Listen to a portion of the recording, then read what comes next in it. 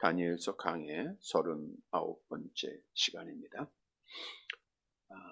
지난 주일 저녁은 다니엘서 7장 마지막 말씀을 통해서 적그리스도라고 하는 제목으로 말씀을 드렸죠. 적그리스도,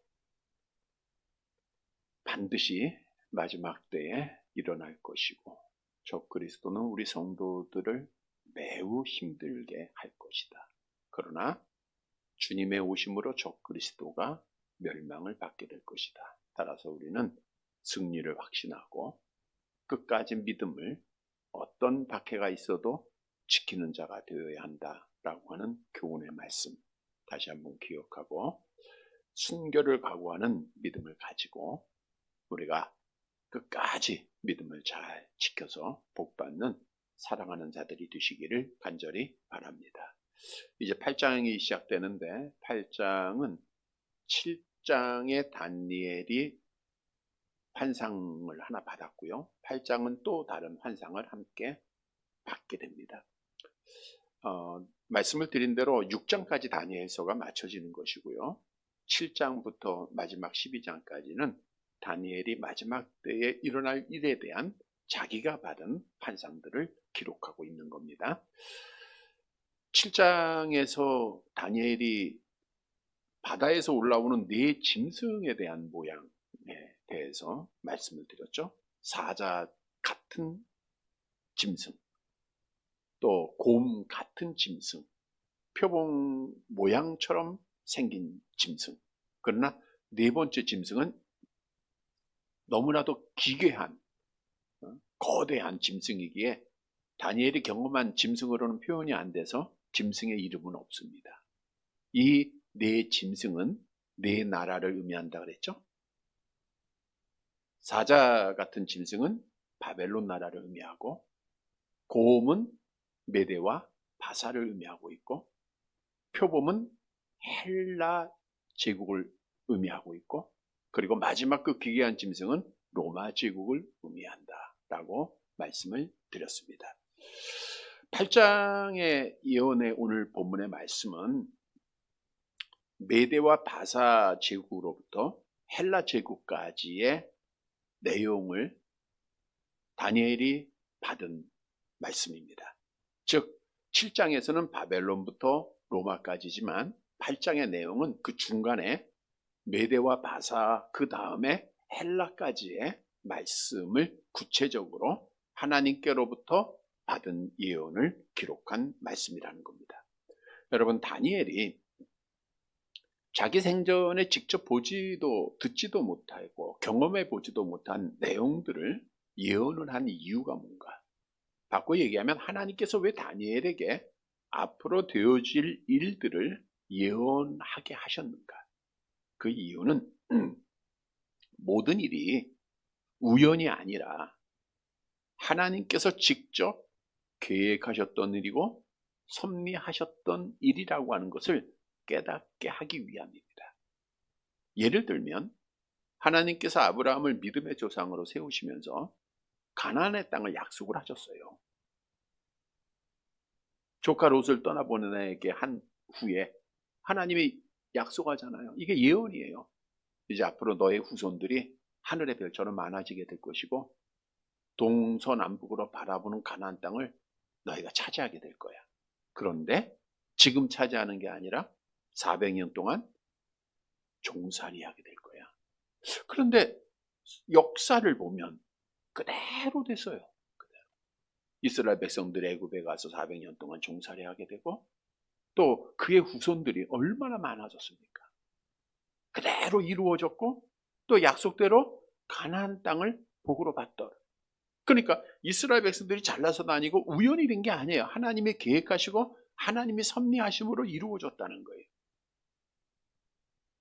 구약에 보면은 많은 예언들이 있죠. 많은 예언들이 있어요. 특히 이제 예수님의 오심에 대해서 수많은 예언들을 했습니다. 다윗의 자손으로 오실 것이다. 베들레헴에서 오실 것이다. 또 천한 모습으로 낮은 모습으로 오실 것이다. 왕으로 오실 것이다. 뭐 수많은 예언들을 했죠. 그런데 신약의 말씀으로 와보니까 그대로 이루어졌다는 거예요. 이스라엘 백성들이 바벨론의 포로로 잡혀갑니다. 이것도 예언이에요. 그런데 또 예언하기를 에레미야 선지자가 몇 년 만에 돌아온다 그랬어요? 70년 만에 너희는 돌아오게 될 거예요. 근데 그대로 또 이루어지잖아요. 우리 에레미야서 29장 10절 말씀이 있죠? 같이 볼게요. 여호와께서 이와 같이 말씀하시느니라. 바벨론에서 70년이 차면 내가 너희를 돌보고 나의 선한 말을 너희에게 성취하여 너희를 이곳으로 돌아오게 하리라. 그러니까 이 예언의 말씀이 그대로 이루어지는 거예요. 그대로. 여러분, 따라서 이 예언의 말씀들은 우리가 이 땅에서 되어지는 모든 일들이 우연이 아니라 하나님의 뜻, 하나님의 섭리 가운데 되어지게 한다고 하는 사실을 믿게 하는 거예요. 예언의 말씀은 성경입니다. 그러니까 성경이 예언의 말씀이에요.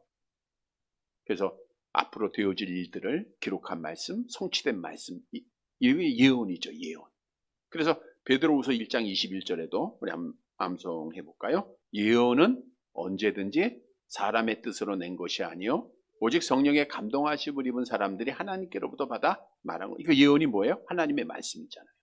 그러니까 하나님의 말씀은 예언은 그러니까 하나님의 말씀 66권은 예언이라는 거. 이건 사람의 뜻으로 낸 것이 아니요 성령의 감동하심을 입은 사람들이 하나님께 받아 말한 거예요. 그러니까 구약의 모든 예언들이 다 이루어지고 있고 신약의 예언들도 지금 다 이루어지고 있다는 거예요. 근데 중요한 사실은 예언은 성경 66권으로 끝났다는 거예요. 맞춰졌다는 거예요. 이게 성경이 말씀하잖아요. 계시록 22장 18절 함께 봅니다. 내가 이 두루마리의 예언의 말씀을 듣는 모든 사람에게 증언하노니 만일 누구든지 이것들 외에 더하면 하나님이 이 두루마리에 기록된 재앙들을 그에게 더하실 것이요. 그러니까 예언의 말씀이 성경인데 이 예언의 말씀은 계시록 22장으로 끝났다는 거예요. 이것들 외에 더하면 뭐예요?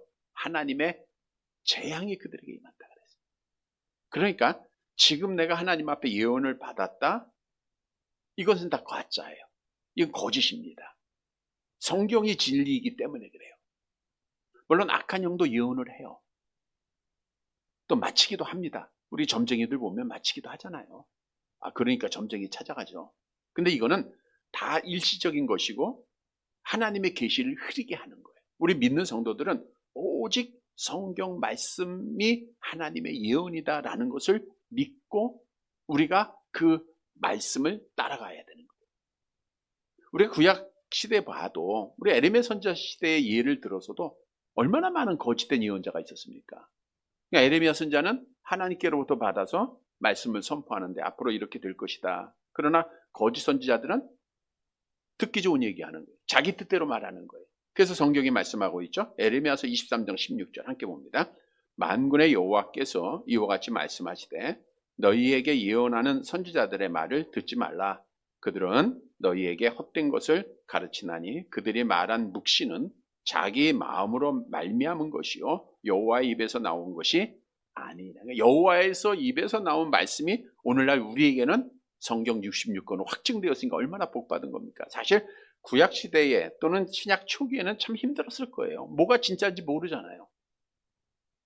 저 사람도 예언받았다고 이 사람도 예언받았던 게 고린도 교회가 그래서 많이 혼란스러웠던 거예요. 그러나 성경이 완성되고 이후에는 우리가 확실하잖아요. 성경 외의 것을 말하면 안 되는 거예요.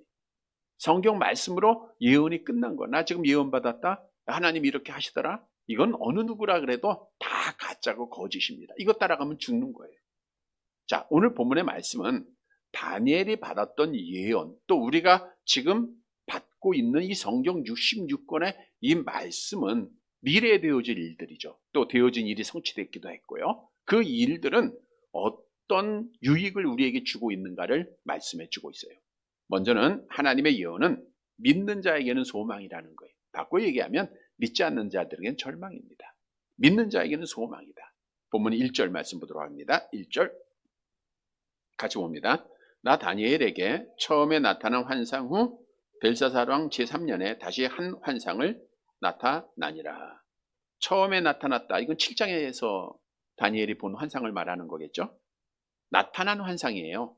나타난 환상. 그러니까 내가 노력해서 얻은 것이 아니라 하나님이 보여준 환상이다라는 것을 말씀해 주고 있고요. 첫 번째 환상은 벨사사랑 몇 년째예요? 원년에. 원년. 우리 다니엘서 7장 1절 보세요. 시작. 바벨론 벨사사상 원년에 다니엘이 그의 침상에서 꿈을 꾸며 머릿속에서 환상을 받았죠. 오늘 두 번째 환상은, 예언은 몇 년째예요? 3년째입니다. 3년째. 자, 벨사살 왕에 대해서는 말씀을 드렸습니다. 우리가 성경에서는 벨사살 왕이 바벨론의 마지막 왕으로 기록되어졌지만 역사적으로는 그의 부친 나보디더스의 왕이 마지막 왕으로 기록되어졌다는 것. 나보디더스는 주전 556년에 왕이 됩니다. 그리고 그가 통치를 3년 동안 하고요. 553년 주전 자신의 장자였던 벨사살에게 통치권을 넘겨요. 그리고 자기는 이제 오아시스 지역으로 떠나서 바벨론 제국이 패망할 때까지 돌아오질 않았어요. 그러니까 실질적인 통치자는 벨사살 왕이었죠. 그래서 벨사살 왕이 주전 553년, 아버지가 3년 동안 통치하고 아들에게 넘겼으니까 주전 553년에 바벨론 나라의 통치권을 받아요. 그리고 그 원년, 주전 553년에 다니엘이 1차로 받고요. 그리고 3년이 지나서 주전 550년경이 되겠죠. 그때 바벨론이 오늘 8장의 2차 환상을 보게 된 겁니다. 이때 다니엘의 나이는 약 70세입니다. 자, 그런데 여기 말씀에서 우리가 중요한 내용이 있어요. 원문에 보면 다니엘이 2장 4절서부터 7장까지는 아람어로 예언을 기록을 했어요. 아람어. 아람어는 당시에 통용되던 언어입니다.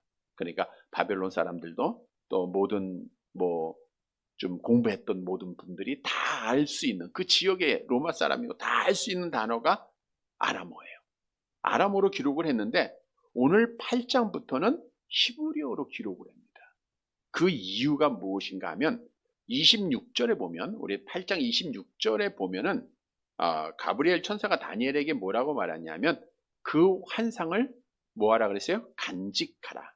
이것은 여러 날 후의 일이다. 앞으로 되어질 미래의 일인데 간직하라 그랬어요. 간직을 해야 되니까 당시에 이제 바벨론의 제국 그때에 다니엘이 받은 거 아닙니까? 그러면 아람어로 기록하게 되면 바벨론 사람들도 알아요, 몰라요? 다 읽을 수 있게 되겠죠. 그래서 그들이 읽을 수 없도록 하나님의 계시를 간직하기 위해서 유대 사람만 읽을 수 있는 히브리어로 이제 8장부터 기록한 것을 볼 수가 있죠. 2절 말씀 본문 보도록 합니다. 2절 함께 봅니다. 내가 환상을 보는데 내가 그것을 볼 때에 내 몸은 엘람 지방 수산성에 있었고 내가 환상을 보기는 을레 강변에서이니라. 내 몸은 엘람 지방 수산성에 있었다. 그러니까 다니엘이 1차는 잠자던 때에 받았지만 2차 환상은 엘람 지방 수산성이에요. 엘람 나라입니다. 거기에 수산성에서 받았다는 거예요. 자, 근데 여기서 문제예요. 그러니까 우리가 해석하기가 어려운 문제가 하나 생기는데 당시 다니엘은 어디에 있었어요? 바벨론 제국에 있었죠. 제국에 있었고 또 수산성은 바벨론 도성으로부터 동쪽으로 약 354km가 떨어진 곳이에요. 그러니까 바벨론에서부터 너무 먼 거예요. 서울서 한 부산 정도 되지 않습니까? 지금처럼 KTX가 있어가지고 잠깐 갔다가 오는 그런 시대도 아니고, 뿐만 아니라 바벨론의 영토가 아닙니다. 여기선 엘람 왕국의 수도였다. 엘람 지방 수산성 이렇게 말하고 있잖아요. 엘람의 수도예요. 을레 강변이라는 것은 엘람 지방에서도 북동쪽으로 30km가 또 떨어진 곳이에요. 그러니까 학자들 사이에서 야, 다니엘이 바벨론에 있으면서 어떻게 거기서 받았겠는가? 그가 어떤 학자들은 그래서 이렇게 해석을 하는 거예요. 바벨론에 몸은 있고 환상을 보면 내가 거기에 가 있는 것처럼, 예를 들어서 우리가 꿈을 꿀 때 미국의 꿈을 꾸면 막 미국에 가 있는 것처럼 느끼듯 그가 엘람 지방 수산성에 있는 을레 강변에 가 있는 것처럼 느꼈기에 이렇게 기록하지 않았는가라고 하는 학자들도 있고요. 또 다른 학자들은 다니엘이 당시에 바벨론의 관리였습니다. 그래서 벨사살 왕의 사신으로 엘람의 수산성에 일시적으로 파견을 받았고 그때 거기서 을레강변에서 받지 않았는가, 이런 학자들의 주장이 있는데 이건 뭐 어떻든 두 학자들의 주장일 뿐이고요. 우리가 정확히 알 수는 없습니다만은 어떠나 두 것이 근거가 있습니다.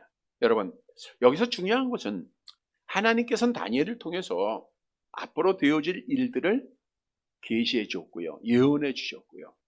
그리고 그 예언은 우리가 후의 내용에 보고 또 역사적인 사건들을 볼 때, 역사학적으로 볼 때도 정확하고 완전하게 이루어졌다는 거예요. 이게 중요한 거예요. 그러니까 하나님의 예언은 반드시 이루어진다는 거. 우리가 이걸 믿어야 돼요. 성경도 말씀해 주고 있죠. 이사야서 14장 24절 함께 봅니다. 만군의 여호와께서 맹세하여 이르시되 내가 생각하는 것이 반드시 되면 내가 경영하는 것을 반드시 이루리라. 여러분, 따라서 이 땅에서는 우연히 되어지는 것은 아무것도 없습니다.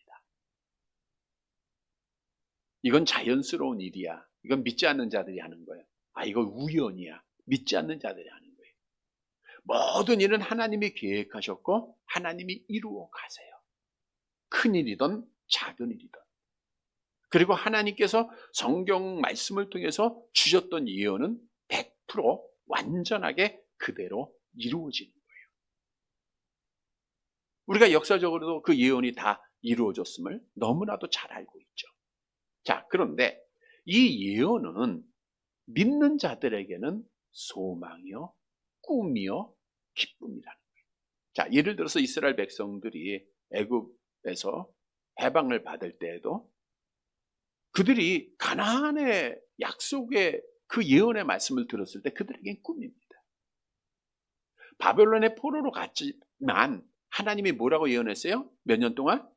70년만 있으면 너희는 다시 돌아갈 거라는 것은 그들에게는 소망이, 믿지 않는 자들에게는 아무것도 아니지만 믿는 자들에게는 예언이 소망이었다는 거예요. 마찬가지예요. 이 성경 말씀이 지금 다 이루어졌고 이제 한 가지 이루어질 일이 있어요. 어떤 일이 있죠? 주님의 이 땅에 오심입니다. 우리 사도행전 1장 11절 이렇게 예언하고 있어요. 함께 봅니다. 갈릴리 사람들아 어찌하여 서서 하늘을 쳐다보느냐. 너희 가운데서 하늘로 올려지신 이 예수는 하늘로 가심을 본 그대로 오시리라 하였느니라. 이게 예언이에요. 하늘로 가신 그대로 오시는데 우리 예수님도 예언했잖아요. 암송할게요. 가서 너희를 위하여 거처를 예비하면 내가 다시 와서 너희를 내게로 영접하여 나 있는 곳에 너희도 있게 하리라. 우리가 부활절에 그 부활에 대한 예언, 뭐 성경 수없이 사도들의 증언을 말씀드렸잖아요. 너희가 부활하게 될 것이고 뭐 주님이 오시는 날 어떻게 될 것이고. 근데 이것이 이루어져야 안 이루어져요? 이루어진다. 왜? 하나님의 예언이니까. 또 지금까지 하나도 빠짐없이 완전하게 다 이루어졌으니까. 그런데 보세요. 우리 주님이 이 땅에 오신다는 그 예언은 이루어집니다. 또 이루어질 것을 우리가 믿고 있어요. 근데 그 오실 그 예언은 우리 믿는 사람들에게는 뭐예요? 소망이에요.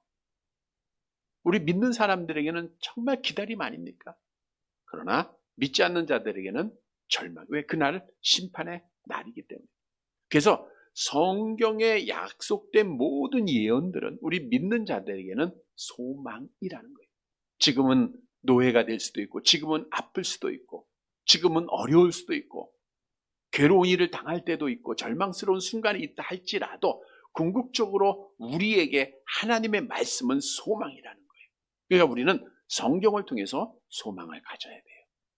성경을 통해서 꿈을 가져야 되고 성경을 통해서 기쁨을 가져야 돼요. 성경 말씀은 하나님의 예언이기 때문입니다. 따라서 성도 여러분, 예언은 반드시 이루어진다. 하나님의 말씀은 반드시 이루어진다 라고 하는 약속을 다시 한번 확신하고 이 예언의 성경 말씀을 통해서 날마다 소망 가운데 어렵고 힘들어도 우리가 인내하며 믿음을 지키는 사랑하는 성도들이 되시기를 간절히 바랍니다. 두 번째로 하나님은 예언대로 왕들을 세우고 패하세요. 나라를 세우기도 하고 패하기도 하시죠. 본문 3절 말씀을 보도록 할게요. 이제 구체적으로 어떤 예언을 환상을 받는가. 3절 같이 봅니다. 내가 눈을 들어본즉 강가에 두 뿔 가진 순 양이 섰는데 그 두 뿔이 다 길었으며 그 중 한 뿔은 다른 뿔보다 길었고 그 긴 것은 나중에 난 것이더라. 자, 보세요. 우리가 그 다니엘이 받았던 환상들을 한번 생각을 해보세요. 을레 강변에 쫙 있는데 뭐가 나타나요? 순양 한 마리가 나타나요. 한 마리가 나타나는데 거기에는 뭐가 있어요? 두 뿔이 일었는데 뿔이 길어요? 짧아요? 길었다라는 것은 굉장히 힘이 있다, 강한 나라들이다라는 것을 말하면 돼요. 자, 그런데 이 나라는 가브리엘 천사의 해석에 의하면 어느 나라를 의미하는가? 다니엘서 8장 20절에 답을 주고 있죠. 8장 20절 같이 봅니다. 내가 본 바 두 뿔 가진 순양은 곧 메대와 바사 왕이요. 그러니까 메대와 바사니까 두 나라잖아요. 두 나라를 뿔로 비유했죠. 메대와 바사 왕을 의미하는 거예요. 그런데 그 예언에 보면 그 중에 한 뿔은 다른 뿔보다 어때요? 길었다라는 거예요. 처음 보세요. 처음에는 같아요. 두 뿔이 다 길었다 그래요. 다 길었다 그랬죠. 23절 말씀 보세요. 다 길었는데 그 중 한 뿔은 다른 뿔보다 길었는데 그 긴 것은 어떻게 해요? 나중에 난 것이다. 나중에 난 것이다. 두 뿔, 메대와 바사 나라가 처음에는 거의 힘이 같았습니다. 도리어 보면 바사의 고레스 왕이 통일을 이루기 전까지는 메대 나라가 조금 더 힘이 있었어요. 근데 결국 한 나라는 나중에 더 뿔이 길게 났다라는 것은 그 긴 나라에 의해서 하나가 됐다라는 것인데 결국 바사의 고레스 왕이 주전 550년에 메대를 물리치고 나라를 통합한 것을 볼 수가 있죠. 그래서 다니엘이 이 환상 중 이제 두 뿔 가운데 한 뿔이 더 길어지는 모습을 볼 때가 어디냐? 언제냐? 메대와 바사와 통합이 이루어지는 주전 550년입니다. 근데 주전 550년은 언제예요? 벨사살 왕 제3년이에요. 벨사살 왕 3년. 두 왕국이 통합이 이루어 아직 바벨론이 멸망받지 않을 때예요. 그런데 메대와 바사의 연합군이 결국 주전 550년에 바사 왕 고레스에 의해서 한 나라가 됩니다. 바벨론을만 갑자기 침략한 것이 아니라 바벨론이 통치하고 있던 제국을 그들이 다 통치했어요. 그러다가 마지막에 바벨론 제국을 주전 539년에 멸망시키게 되는 거예요. 그래서 한 뿔이 더 길었다는 것은 바사의 고레스 왕이 더 힘이 생겼다. 그래서 결국 페르시아 제국이 되는 겁니다. 본문 4절 말씀 보도록 합니다. 4절.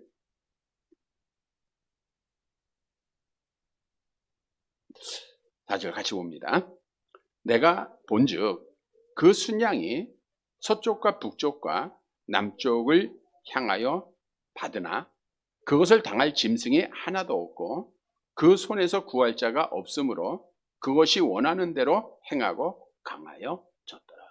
이제 순양을 보는데 순양에는 뭐가 있어요? 두 뿔이 나 있죠. 메대와 바사를 말한다 그랬죠. 근데 이게 보고 있으니까 순양이 서쪽과 북쪽과 남쪽을 향하여 막 받아요. 그 뿔로 받는다는 거예요. 그러니까 다른 나라들을 공격한다 그 뜻이죠. 서쪽은 지중해를 의미하고 있고요. 또 북쪽은 여러 지역의 나라들입니다. 어떻든 남쪽도 애국과 에디오피아를 말하고 있고요. 시리아와 소아시아 다 포함한 나라. 그러니까 당시에 바벨론이 지배하고 있던 모든 나라를 두 뿔로 다 받은 거예요. 다 받았는데 4절에 보세요. 그것을 당한 짐승이 하나도 없다는, 그러니까 메대와 바사의 연합군을 이길 나라가 아무도 없었다. 그 손에서 구할 자가 없었다라는 것은 메대와 바사 연합군이 손쉽게 바벨론 제국을 다 점령하고 있던 나라를 통치했다라는 것을 말하고 있어요. 그리고 이제 마지막에 바벨론을 점령을 시키는데 아주 재밌습니다. 이 바사의 연합군이 바벨론 통치하에 있는 모든 나라를 점령한 후에 이제 마지막 바벨론 성을 점령해야 될 거 아니에요. 이 바벨론 성의 점령은 사실 바벨론 성은 우리가 다니엘서에서 말씀을 앞에서 드렸던 난공불락입니다. 이중으로 성을 쌓았다 그랬잖아요. 근데 성 하나의 넓이가 마차들이 오고 가고 지나갈 수 있을 정도로 수십 미터의 성을 쌓았다 그랬잖아요. 그러니까 이거는 도무지, 그것도 이중으로 쌓았어요. 이중으로 쌓고, 또 그 안에는, 그 주위에는 강을 만들었어요. 그러니까 바다로부터 물을 빼가지고 사람들이 침범하지 못하도록 강을 주위에 만들어 버렸어요. 그러니까는 어느 누구도 절대로 바벨론 성을 침략할 수가 없었던 거예요. 근데 어떻게 바벨론 성이 쉽게 점령이 되었는가? 우리가 벨사살 왕이 다니엘서 6장에 보면 뭘 하고 있어요? 잔치, 술잔치만 맨날 잔치하는 거예요.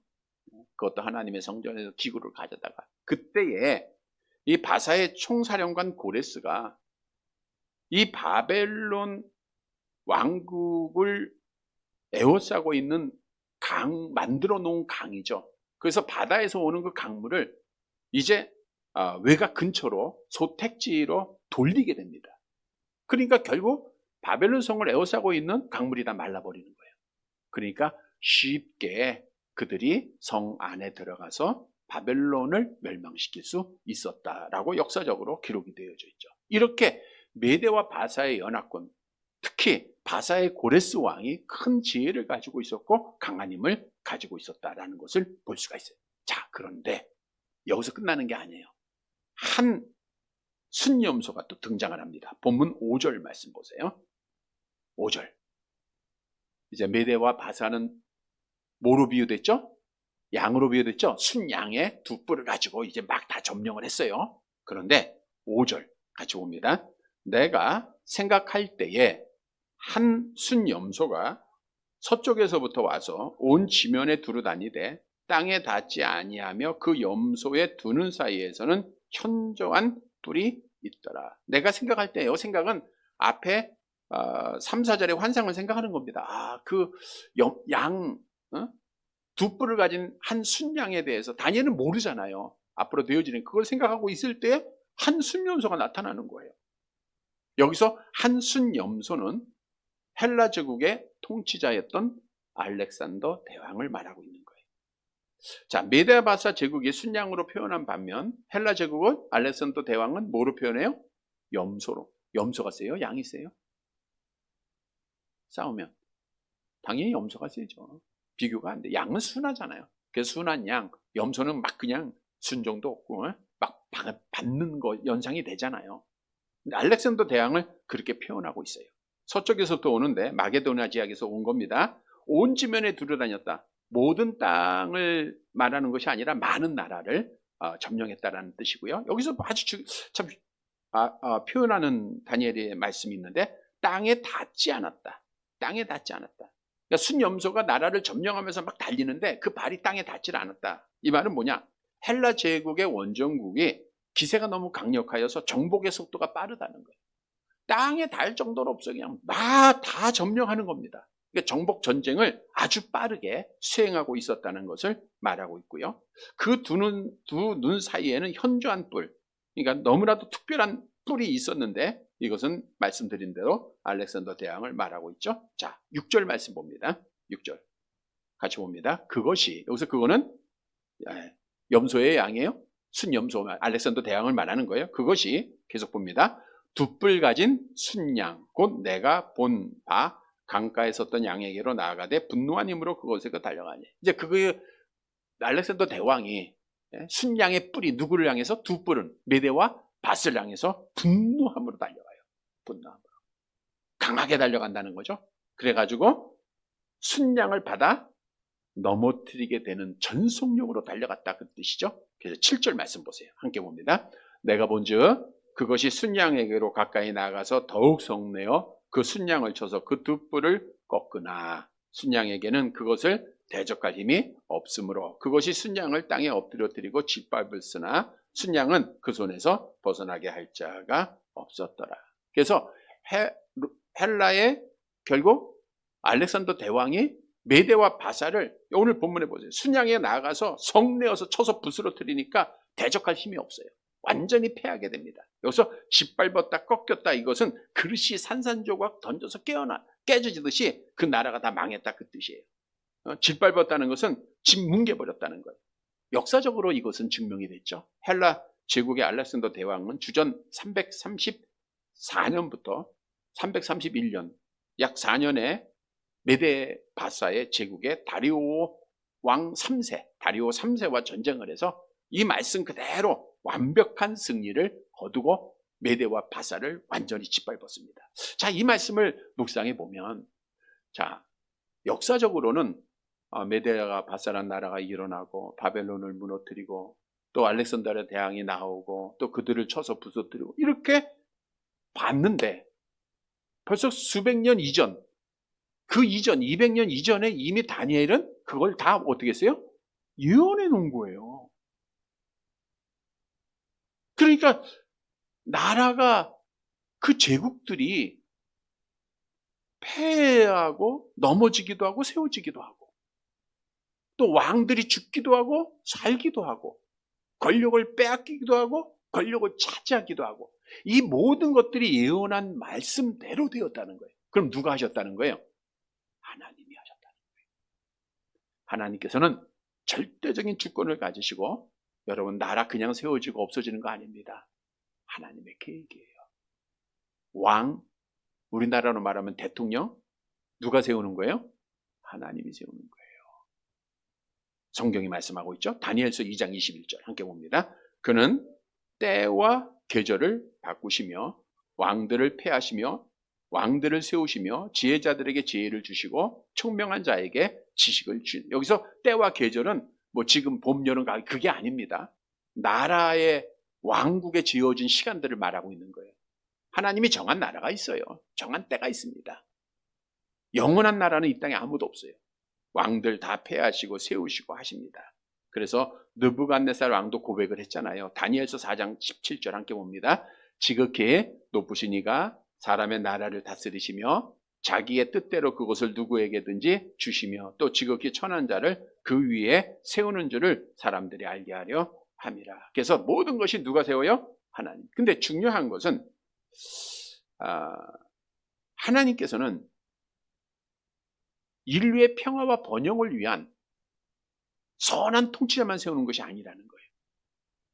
학대하고 평화를 짓밟는 자들도 누가 세웠어요? 하나님이 세웠다는 거예요. 자, 정말 아이러니한 일입니다. 왜 그랬을까? 왜 하나님이 그런 악한 자들을 세워서, 지금도 마찬가지죠. 악한 자들 세워서 왜 수많은 사람을 죽이고 있을까? 무고한 사람을 왜 괴롭히고 있을까? 근데 거기에도 목적이 있더라고요. 이사야서 10장 5절 함께 봅니다. 아수르 사람은 화 있을진저 그는 내 진노에, 하나님이 아수르를 세워서 누구를 멸망시켰어요? 북이스라엘 멸망시키죠. 근데 하나님이 뭐로 사용했어요? 막대기 몽둥이로 사용한 거예요. 누가 잘못했을 때? 하나님의 백성이 잘못했을 때.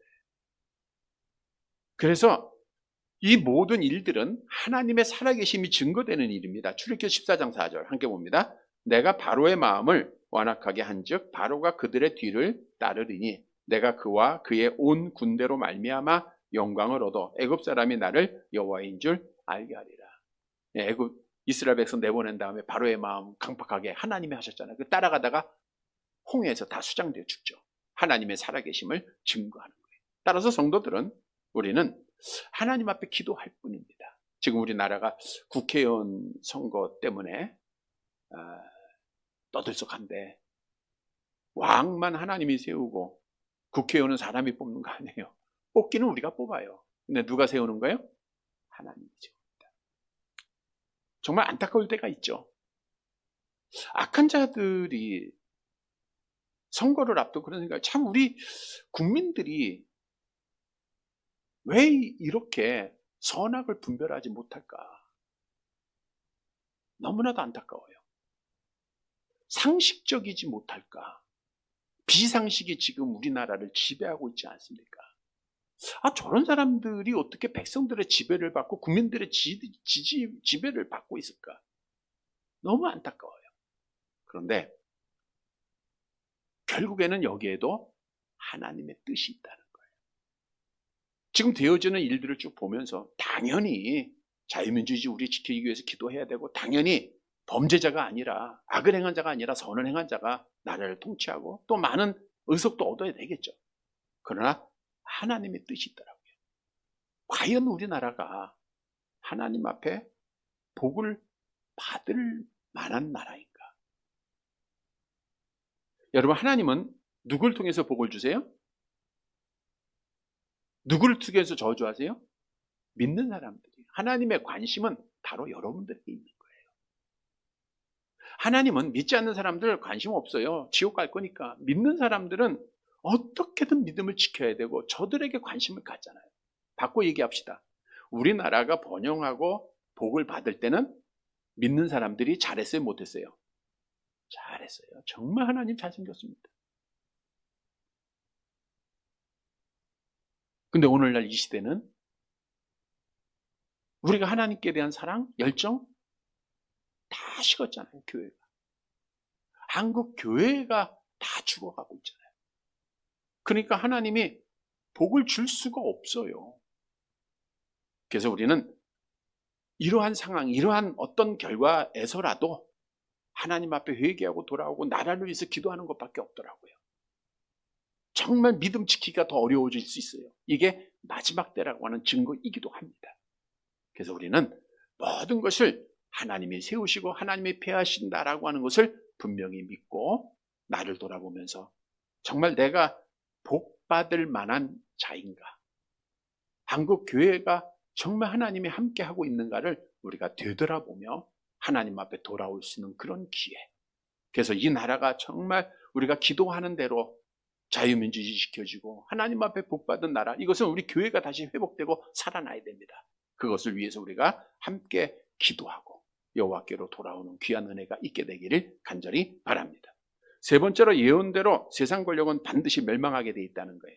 본문 8절 말씀 봅니다. 8절 같이 봅니다. 순염소가 스스로 심히 강다하여 가다가 강성할 때에 그 큰 뿔이 꺾이고 그 대신에 현저한 뿔 넷에 하늘 사방을 향하여 났더라. 자, 순염소를 누구를 의미한다고요? 알렉산더 대왕이에요. 심히 강대하여 가다가 강성할 때 뿔이 꺾였다. 알렉산더 대왕이 어떻게 해요?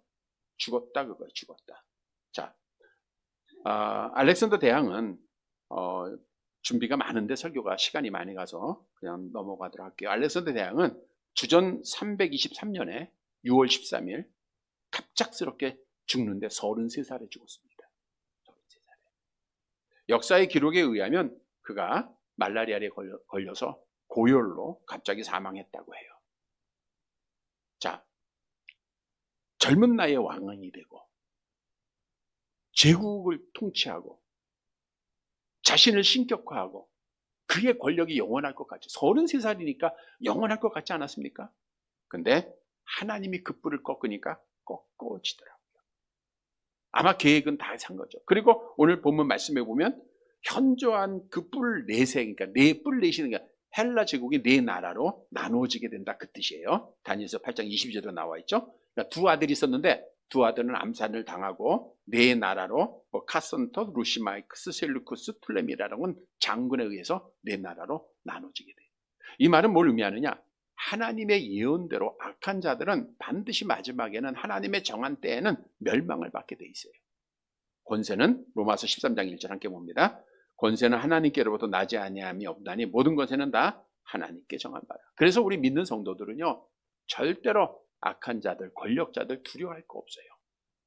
우리는 하나님만 두려워하면 됩니다. 왜요? 하나님의 예언대로 될 거니까. 악한 자들, 우리가 지난주에도 적그리스도는 마지막 날에 멸망받아야 안 받아요? 받잖아요. 그러니까 우리는 믿음 지켜야 돼요. 세상 두려워하지 말고 악한 권력 두려워하지 말고 믿음을 지키는 자들이 되시기를 바랍니다. 말씀을 정리해 드립니다. 여러분, 하나님은요 정말 전지전능하십니다. 모든 일을 다 처음부터 계획하셨고 그 뜻을 이루고 가세요.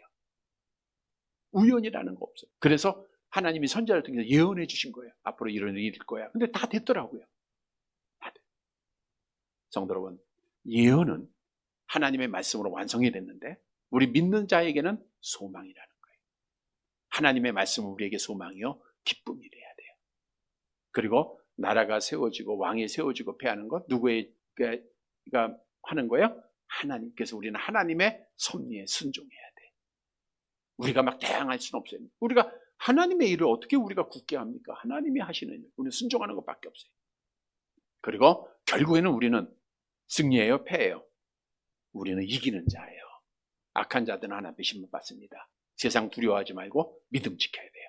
사랑하는 성도 여러분, 우리가 하나님의 말씀을 통해서 소망을 갖고 어떤 어려움이 있어도 하나님의 섭리에 순종하고, 그리고 마지막 승리할 것을 우리가 굳게 믿고 믿음 잘 지켜서 하나님의 예언의 말씀을 통해서 복을 받는 사랑하는 성도들이 되시기를 주님의 이름으로 간절히 바랍니다.